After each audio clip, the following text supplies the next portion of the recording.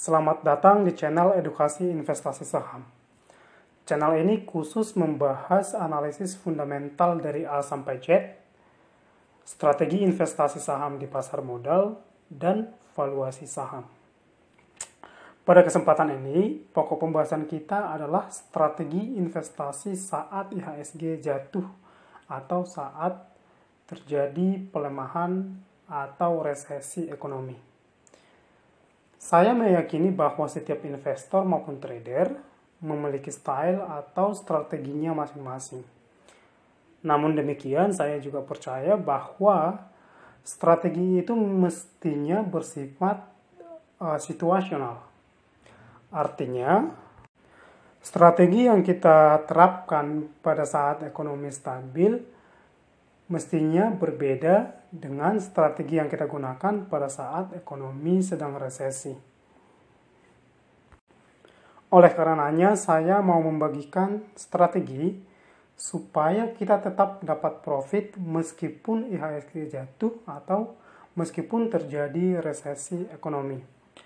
Ada 4 langkah yang sudah saya persiapkan di sini. Dari yang pertama, memperluas portofolio. Kedua, memperbanyak watchlist. Ketiga, transaksi jangka pendek. Dan yang keempat, membeli saham hanya yang ada di watchlist kita dan pada saat jenuh jual. Mari kita membahas langkah demi langkah secara lebih mendalam dan aplikatif. Yang pertama, memperluas portofolio. Kita dapat melakukan ini dengan 2 cara. Yang pertama, dengan membeli saham dari berbagai sektor. Kemudian yang kedua, menambah jumlah saham perusahaan di dalam portofolio kita. Dari berbagai sektor artinya kita bisa membeli saham perusahaan dari beberapa sektor seperti misalnya dari consumer goods, perbankan, ada juga pertambangan, dan lain sebagainya. Dalam hal ini, yang paling penting untuk situasi saat ini adalah sebaiknya kita tidak membeli saham di saham perusahaan yang secara langsung terkena dampak oleh COVID-19. Sebaiknya kita membeli saham yang tidak terdampak seperti misalnya perusahaan-perusahaan di sektor telekomunikasi, sektor consumer goods. Ya tentu saja mungkin perusahaan-perusahaan tersebut juga secara kinerja bisa terjadi penurunan. Akan tetapi itu dampaknya itu tidak secara langsung.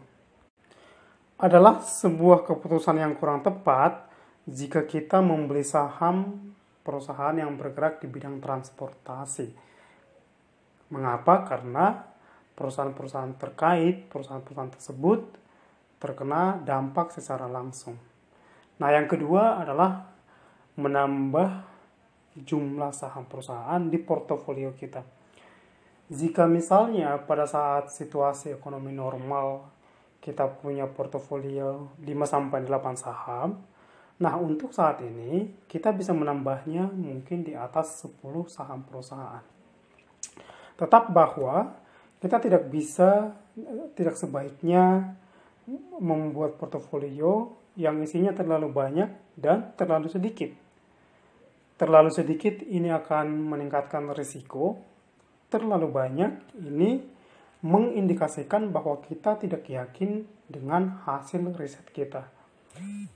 Terlalu sedikit memberikan risiko yang lebih tinggi karena ketika terjadi misalnya bencana alam terhadap perusahaan yang sahamnya kita beli, maka kita kehilangan dana dan kehilangan kesempatan juga untuk membeli saham yang lain yang lebih atraktif. Intinya, perbanyak jumlah saham dari yang biasanya. Oke, itu tips atau strategi yang pertama. Yang kedua, memperbanyak watchlist. Ingat, kita hanya bisa memperbanyak watchlist dengan cara melakukan riset lebih banyak. Kita hanya bisa memperbanyak watchlist atau daftar pantau dengan cara memperbanyak riset. Kita tidak menambah atau memperbanyak watchlist atau daftar pantau dari media atau opini orang lain. Jika ini yang terjadi, maka kita adalah spekulator. Kita sedang berspekulasi dan bukan berinvestasi. Berspekulasi berarti keputusannya tidak bisa dipertanggungjawabkan. Nah, menurut pantauan saya, kebanyakan di pasar modal itu adalah spekulator dan bukan investor. Nah, itu berkenaan dengan poin nomor 2, yaitu memperbanyak watchlist. Nomor 3, transaksi jangka pendek.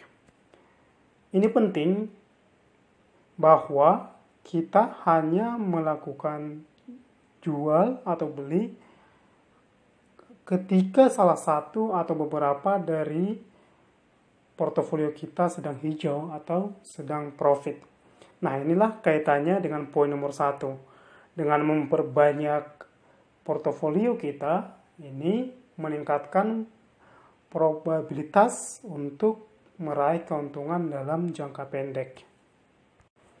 Jadi ketika salah satu atau sebagian dari portofolio kita sudah sedang profit, kita bisa langsung menjualnya, kemudian membelinya ke saham yang lain. Dari mana sumbernya? Sumbernya dari poin nomor 2. Memperbanyak watchlist ini menjadi sumber untuk poin nomor 3. Poin yang terakhir adalah membeli saham hanya yang ada di watchlist atau daftar pantau kita dan sedang jenuh jual. Jangan sampai membeli saham hanya karena ada atau dari opini orang lain atau dari media sosial. Kita harus konsisten terhadap riset-riset yang sudah kita lakukan, sehingga kita hanya membeli saham yang sudah berada di daftar pantau kita, dan juga pada saat saham tersebut sedang jenuh jual. Saya kira dengan menerapkan keempat poin ini, kita dapat meningkatkan probabilitas keuntungan kita meskipun saat IHSG jatuh atau pada saat ekonomi sedang resesi. Demikian akhir dari pembahasan kita kali ini. Sampai jumpa di pembahasan-pembahasan berikutnya yang tentunya berfokus pada analisis fundamental, valuasi saham, dan strategi investasi saham di pasar modal.